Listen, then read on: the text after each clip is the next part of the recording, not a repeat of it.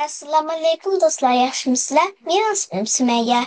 Bugun sizlarga Qululuning mukofot loyihasi degan hikoyani o'qiyman. Qululuning mukofot loyihasi. Burunida Qululuning hayotdagi hozirgiga o'xshamaydigan.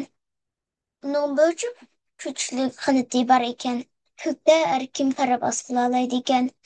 Bir qatim hasharotlararo uchish musobaqasiga keltirilibdi. Qulunlar Yalang'och Hasan Harisi Kepinek qatorliq raqobatchilarni orqada qoldirib, chempionlik loyihasini oldi. Shuningdan boshlab qullar qattiq mag'rurlanib ketibdi.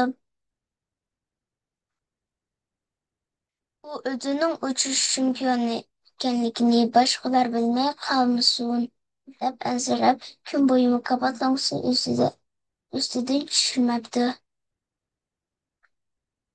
Kech kirganda bo'lsa, boshqalar og'irlamasin deb qo'riqxonaning ichida uxlaydigan bo'ldi.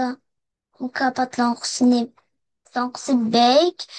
cho'ng bek og'ir ekan, Xulula uni ko'tarib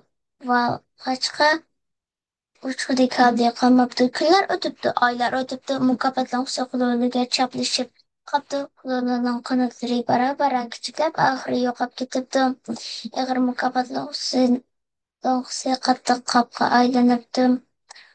Uning bilan qo'llab ishini qapatin tezda chiqarib, asta o'mlab mangdigan bo'lib qoldi. Xo'sh,